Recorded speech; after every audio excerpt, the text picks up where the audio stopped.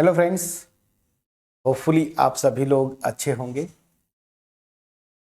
So last video में हमने देखा था कि जो बेसिकली ऑर्डिनरी डिफरेंशियल इक्वेशन होते हैं उनकी उसमें जो है अभी जो हम फिलहाल करेंगे ordinary differential equation of first order and first degree. ठीक है ना। तो first order and first degree जो ऑर्डिनरी डिफरेंशियल इक्वेशन होगा वो कैसा दिखेगा, वो कुछ इस तरह से दिखेगा ना, dy बाई डी एक्स। ठीक है, this is equal to function of x comma y. मैं जनरल बोल रहा हूं कि इस तरह का ordinary differential equation first order and first degree का दिखेगा, क्योंकि देखिए यहां से इसका ऑर्डर 1 है और डिग्री भी क्या है, 1 है। तो इस तरह के डिफरेंशियल इक्वेशंस का सलूशन आपका जो सिलेबस है उसमें फिलहाल अभी हम कर रहे हैं। और ये जो फर्स्ट ऑर्डर फर्स्ट डिग्री के डिफरेंशियल इक्वेशंस होते हैं ना, वो बेसिकली 4 टाइप्स जो यहाँ पे हैं इनमें ही वो लाई करते हैं, या तो वेरिएबल सेपरेबल, या तो होमोजेनियस, या तो एग्जैक्ट, या फिर लीनियर। जिसमें कि मैंने आपको बोला था वेरिएबल सेपरेबल, होमोजेनियस और लीनियर डिफरेंशियल इक्वेशंस ये ऑलरेडी हम लोग क्लास 12 में आजकल का जो सिलेबस है वहाँ पे हम लोग कर चुके हैं और बहुत अच्छे से किए हैं। ठीक है। तो एक तरह से ये समझे आपका भी सिलेबस है ये, तो यहाँ पे वही चीज़ें रिवाइज करेंगे हम लोग जो 12 में करके सीख के आए हैं। ठीक है। और कुछ केसेस हैं एक्स्ट्रा हैं, जैसे reducible to homogeneous form, reducible to variable separable, reducible to linear form. ठीक है ना, ये थोड़ा एक्स्ट्रा करेंगे इन फॉर्म्स में। एग्जैक्ट डिफरेंशियल इक्वेशन बिल्कुल आपका पूरा का पूरा नया होगा, तो इसको हम लोग और डिटेल में करेंगे जब इस पे पहुंचेंगे। तो अब हमें जो करना है वो क्या है, वेरिएबल सेपरेबल फॉर्म। ठीक है ना। तो मैं लिखूंगा नहीं पूरा language, ordinary differential equation of first order and first degree in variable separable form. तो मैं पूरा नहीं लिखता हूं, मैं सीधे लिखता हूं कि वेरिएबल सेपरेबल। ठीक है ना, वेरिएबल सेपरेबल फॉर्म। ठीक है, वेरिएबल सेपरेबल फॉर्म। अब ये वेरिएबल सेपरेबल क्या होता है आपने 12 में सीखा था, मैं पूरा डिटेल में आऊंगा। इस वीडियो में बेसिकली हम वेरिएबल सेपरेबल फॉर्म पे कम से कम 2 एग्जांपल्स करेंगे। तो और इसका जो कॉन्सेप्ट है, बेसिक कॉन्सेप्ट, उसको थोड़ा सा हम लोग सीखेंगे। मैं वीडियो स्टार्ट करूं उससे पहले आपसे वही रिक्वेस्ट होगा, अगर आपको वीडियो अच्छी लगे, मेरा एफर्ट बेसिकली आपके पास अगर पहुंच पाए, सो वीडियो को लाइक करिएगा, फ्रेंड्स के साथ शेयर जरूर करिएगा। चैनल पे नए होंगे, चैनल को सब्सक्राइब करना मत भूलिएगा। तो चलिए अब स्टार्ट करते हैं वेरिएबल सेपरेबल फॉर्म। जैसा कि मैंने लिखा कि इस तरह का डिफरेंशियल इक्वेशन होगा फर्स्ट ऑर्डर फर्स्ट डिग्री का, तो मैं लैंग्वेज लिखूं अ डिफरेंशियल इक्वेशन, डिफरेंशियल, ठीक है, equation of the form, differential equation, मैं पहले लिख दूं इसको, dy by d x, this is equal to, for example मानिए फंक्शन ऑफ एक्स वाई। ठीक है ना, is said to be, is said to be in variable separable form, short में लिख दिया variable separable form, if it can be written as, written as, कब बोलते the variable separable form, याद करिए, जो y है ना और x है, मतलब यहाँ पे देखिए फंक्शन ऑफ एक्स वाई है ना, dy by d x equal to, तो क्या कब बोलते हैं, जब जो यहाँ से x के फंक्शन हो वो x के साथ dx के साथ सेपरेट हो जाए, और जो y के फंक्शन हो, ठीक है ना, मान लीजिए मैं ये लिख देता हूँ, वो dy के साथ सेपरेट हो जाए ना, तो ऐसे डिफरेंशियल इक्वेशन को हम क्या बोलते हैं, variable separable form. So can be written as, कैसे, ये मैं वही लिखता हूँ, जैसे फॉर एग्जांपल यहाँ पे pi Y dy this is equal to fx dx। तो सिंपली बस आपको समझना क्या है, x के जितने एक्सप्रेशंस होंगे या फंक्शंस होंगे वो बिल्कुल सेपरेट हो जाएं dx के साथ, और y के जो फंक्शंस या एक्सप्रेशंस हैं वो dy के साथ सेपरेट हो जाएं। ठीक है ना। अब इसका जनरल सोल्यूशन क्या होगा, तो मैंने आपको बोला था then it's general solution, then it's general solution, general solution, general solution क्या था, ऑर्डिनरी डिफरेंशियल इक्वेशन में उतने ही कांस्टेंट्स आएंगे उस सोल्यूशन में जितना कि उसका ऑर्डर है। तो जनरल सोल्यूशन क्या होगा, pi Y D Y this is equal to F X D x, ठीक है, और प्लस जो है एक कांस्टेंट ऑफ अब एक्चुअली करेंगे क्या, इसको मैं इंटीग्रेट कर देता हूँ। जनरल सोल्यूशन मतलब इसका क्या होगा, दोनों साइड इंटीग्रेट कर दीजिए और यहाँ पे एक कांस्टेंट ऑफ इंटीग्रेशन ऐड कर दीजिए, तो इसी को हम क्या बोलते हैं, इस डिफरेंशियल इक्वेशन का जनरल सोल्यूशन। समझ में आ गया। तो फर्स्ट ऑर्डर फर्स्ट डिग्री में सबसे बेसिक जो होता है वेरिएबल सेपरेबल फॉर्म, और वेरिएबल सेपरेबल जो नाम सजेस्ट करता है उसका मतलब भी यही है कि डी वाई के साथ वाई के सारे फंक्शंस या एक्सप्रेशंस सेपरेट हो जाएं, और इधर जो है dx के साथ x के एक्सप्रेशंस और या फिर फंक्शन जो है सेपरेट हो जाए। ठीक, ये बेसिक है, ये आप कर चुके हैं तो इस पे मैं बहुत ज़्यादा स्ट्रेस नहीं लूंगा ना आपको दूंगा, सीधे सीधे मैं एग्जाम्पल पे आता हूँ, एक बार जस्ट प्रैक्टिस करवा देता हूँ। हालांकि क्वेश्चंस बनते हैं फ्रेंड्स आपके एग्जाम में, ऐसा नहीं कि आप पढ़ के आए हैं पीछे 12 में तो यहाँ से क्वेश्चन नहीं बनेंगे, बिल्कुल बनते हैं। तो एक एग्जाम्पल जरा मैं लेके करने की कोशिश करता हूँ। तो आपको क्वेश्चन जो एग्जाम्पल एक ले रहा हूँ, solve dy by dx this is equal to e to the power 3x minus 2y plus x square e to the power minus 2y। इसको आपको सॉल्व करना है। क्वेश्चन जब भी आए आपके एग्जाम में तो ये चारों जो फॉर्म्स हैं इनमें से किसी पे हो सकता है ना। तो तरीका क्या होता है कि पहले देखिए वेरिएबल्स को सेपरेट कर सकते हैं क्या, तो सिंपली हमें क्या करना है, y के फंक्शंस को एक साथ dy के साथ और x के फंक्शन को एक साथ dx के साथ लिख लेना है। तो क्या यहाँ पे ऐसा कुछ हो पाएगा, तो चलिए देखते हैं जरा, ऑब्जर्व करते हैं। तो dy by d x this is equal to e to the power 3x minus 2y plus x square e to the power minus 2y। अब मैं दिमाग लगाऊंगा कि y के जो भी एक्सप्रेशंस हैं उनको dy के साथ, तो मैं ये कोशिश करूंगा ना कि इधर वाला जो एक्सप्रेशन है, जब भी वेरिएबल सेपरेबल चेक करना हो dy बाई डी एक्स इधर रखिए, बाकी सारे एक्सप्रेशंस को इधर रख दीजिए। मतलब इसीलिए मैंने लिखा था इस फॉर्म में आप लिख लीजिए।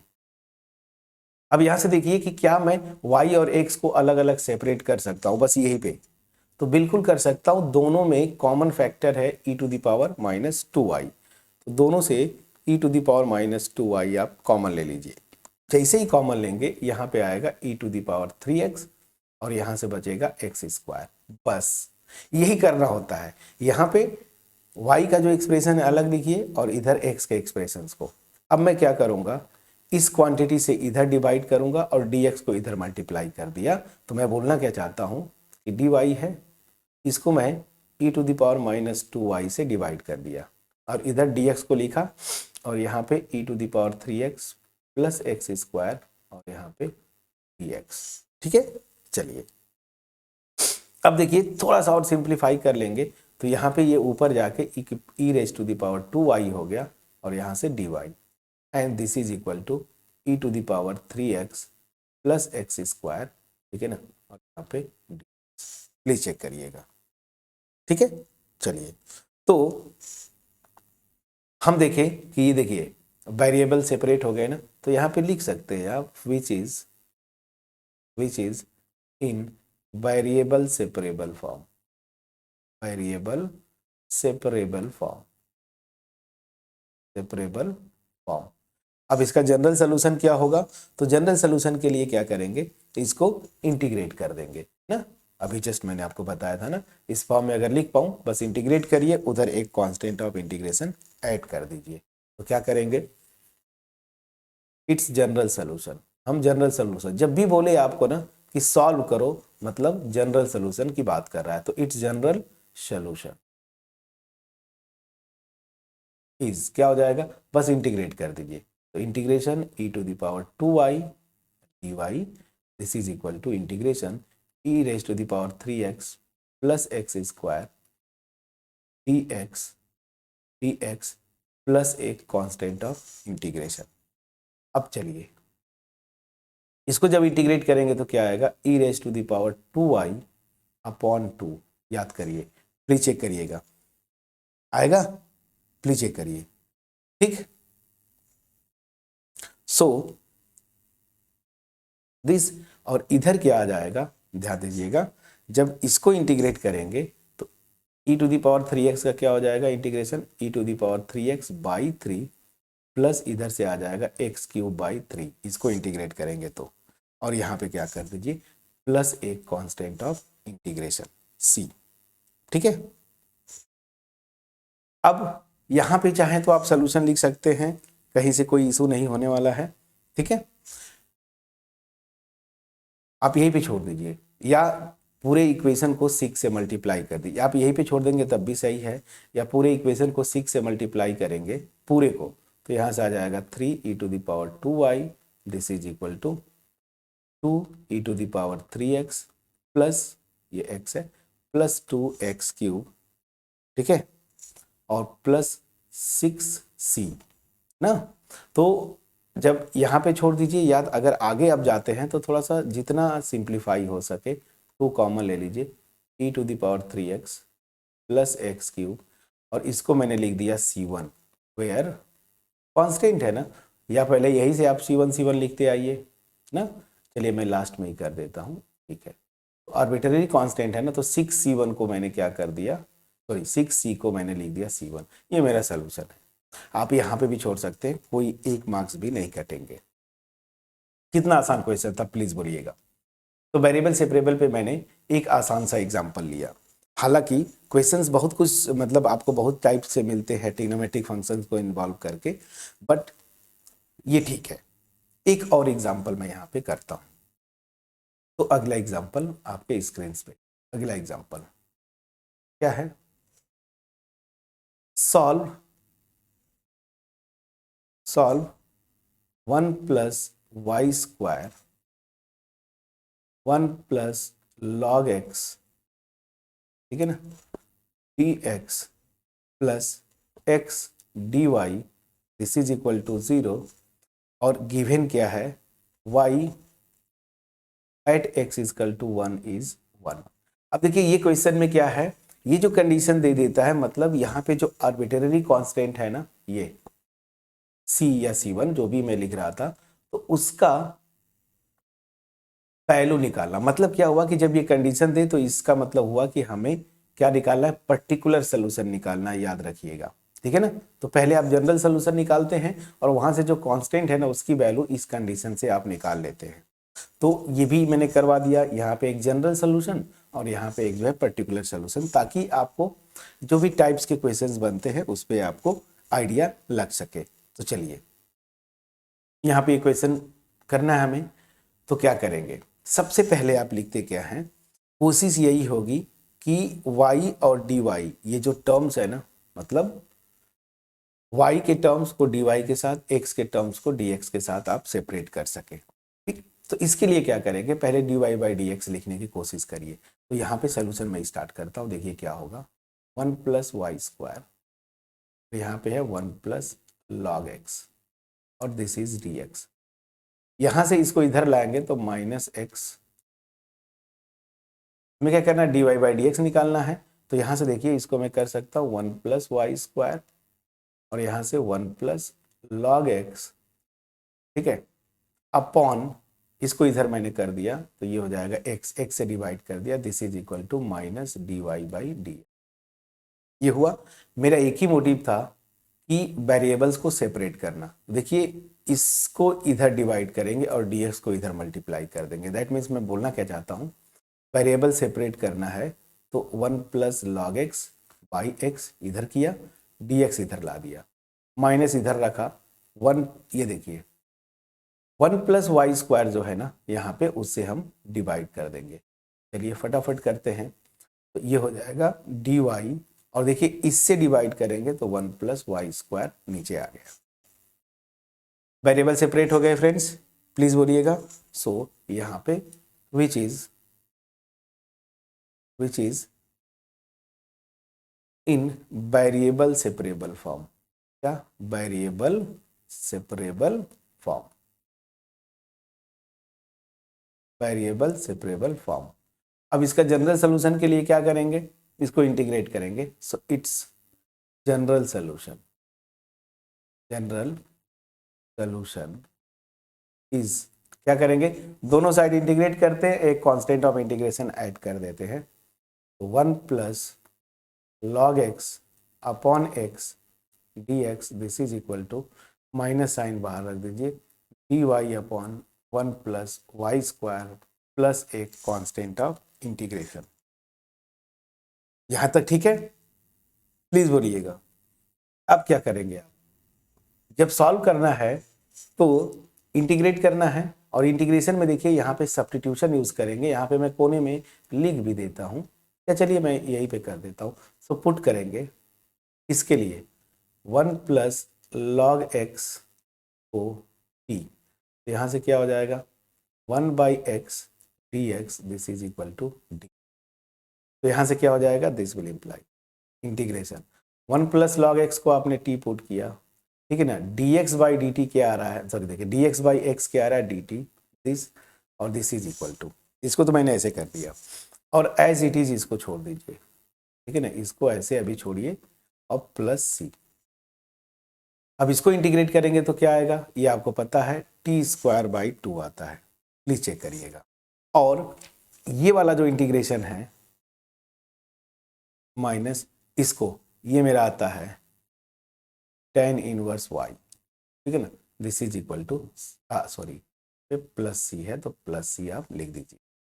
यहाँ तक ठीक है? सोल्यूशन मेरा आ गया। लेकिन एक चीज है, x और y में एक्चुअल क्वेश्चन था, तो हम जो t पुट किए थे ना उसकी वैल्यू रख देंगे, तो यहाँ पे आ जाएगा 1 प्लस लॉग एक्स। तो this will be 1 plus log X इसका whole square by, and this will be minus tan inverse y plus C, ठीक है। थोड़ा सा और सिंप्लीफाई कर लीजिए, 1 प्लस लॉग एक्स इसका होल स्क्वायर बाई 2, इसको इधर ला दीजिए तो plus tan inverse y, this is equal to C. अगर जनरल सोल्यूशन पूछता तो यहाँ तक आपका आंसर होता, इतना लिख के आप छोड़ देते। लेकिन ध्यान दीजिएगा, यहाँ पे क्वेश्चन में क्या बोल रहा है ना, ये कंडीशन दिया हुआ है, दैट मीन्स हमें पर्टिकुलर सोल्यूशन निकालना। इसका मतलब क्या हुआ कि जब x मेरा, ये देखिए y फंक्शन ऑफ x ले रहा है, तो जब x मेरा 1 है ना, तो y की वैल्यू क्या है? ये दिया हुआ है 1, ठीक है ना। तो जब x 1 तो y की वैल्यू 1, बस इसको आप इस कंडीशन यहाँ पे सोल्यूशन में यूज करेंगे तो ये c की वैल्यू आ जाएगी, और वही से क्या होता है? पर्टिकुलर सोल्यूशन आ जाता है। तो यहाँ पे लिखते हैं, गिवन क्या है? गिवन है कि y at 1, x equal to 1 is 1, तो क्या हो जाएगा? यहाँ पे रखिए 1, मतलब पूरे इक्वेशन में क्या होता है, जहां x है वहां पे 1, और जहां y है वहां पे भी 1 आप पुट करेंगे। So this will be 1 plus log 1 whole square upon 2 plus tan inverse 1, this is equal to c. Log 1 की वैल्यू 0 होती है, so this will be 1 by 2 plus tan inverse 1 मतलब पाई बाई 4, प्लीज चेक करिएगा, और this is equal to c, ठीक है ना। बस ये c की वैल्यू देखिए, जो कांस्टेंट आ रहा था ना जनरल सोल्यूशन में, आर्बिट्रेरी कांस्टेंट, उसकी वैल्यू आपकी आ गई। इसी को उठा के यहाँ पे रख देते हैं। इसको मैं लिख देता हूँ, कोई इक्वेशन तो नहीं लिखा है अभी तक, इसको मैंने लिख दिया इक्वेशन 1, या स्टार लिख देता हूँ। यही से मेरा पर्टिकुलर सोल्यूशन आ जाएगा। तो क्या आ जाएगा? Using value of c in star we get, तो क्या हो जाएगा? तो यहाँ पे देखिए, जो मेरा जनरल सोल्यूशन, मतलब जनरल सोल्यूशन नहीं, पर्टिकुलर सोल्यूशन इसको बोलते हैं। तो this whole square by 2 plus tan inverse y this is equal to 1/2 plus y/4। आप चाहे तो यही पे आंसर लिख के छोड़ दीजिए, कोई इशू नहीं है। ये बाई 2 में है तो मैं 2 से पूरे इक्वेशन को मल्टीप्लाई अगर कर दूंगा तो क्या आ जाएगा, 1 प्लस लॉग एक्स इसका whole square plus 2 tan inverse y this is equal to 1 plus π/2 ना। 2 से पूरे इक्वेशन को मल्टीप्लाई किया तो यहाँ पे आप छोड़ेंगे तो ज़्यादा अच्छा रहता है। तो इस वीडियो में हमने क्या सीखा, variable separable form first order first degree का डिफरेंशियल इक्वेशन कैसा दिखेगा और उसका जनरल सोल्यूशन क्या होता है। फिर हमने एक क्वेश्चन किया जनरल सोल्यूशन पे और एक क्वेश्चन किया हमने क्या पर्टिकुलर सोल्यूशन पे, जहाँ पे ये कंडीशंस दी हुई होती हैं। और अब के एग्जाम में इस तरह के क्वेश्चंस कॉमन होंगे क्योंकि जनरल सोल्यूशन तो हम लोग एनसीईआरटी में करके आए हैं ना अप टू 12 लेवल। तो ये था वेरिएबल सेपरेबल फॉर्म। अब यहां से कुछ इक्वेशंस क्या होते हैं कि वो डायरेक्टली जो है ना वेरिएबल सेपरेबल फॉर्म में नहीं हो पाते, लेकिन उनको हम रिड्यूस कर सकते हैं। और यही मैं बोल रहा था कि ये शायद थोड़ा सा आपके लिए नया हो। तो क्या है, इक्वेशंस या डिफरेंशियल इक्वेशंस या equations reducible to variable separable form. ठीक है ना, मतलब कुछ इक्वेशंस ऐसे होंगे जो डायरेक्टली जो है वेरिएबल सेपरेबल फॉर्म में तो नहीं होते, लेकिन आप उनको कुछ सब्स्टिट्यूशन के बाद जो है ना आप वेरिएबल सेपरेबल फॉर्म में आप रिड्यूस कर सकते हैं। ठीक है ना, आफ्टर सम सब्स्टिट्यूशन। तो उसको हम करेंगे यहाँ पे। ठीक है ना, तो नेक्स्ट वीडियो में हम सीखेंगे क्या, differential equations reducible to variable separable form, और वहाँ से कुछ अच्छे क्वेश्चंस करने की हम कोशिश करेंगे। तो चलिए मिलते हैं नेक्स्ट वीडियो में, जहाँ पे हम करेंगे differential equations reducible to variable separable form. ठीक है, चलिए तब तक अपना ख्याल रखें। और एक और चीज़, अगर वीडियो अच्छी लगी हो वीडियो को लाइक करिएगा, फ्रेंड्स के साथ शेयर करिएगा, चैनल पे नए होंगे सब्सक्राइब जरूर करिएगा फ्रेंड्स, बेल आइकन क्लिक करके रखिए। So thank you so much for watching my video.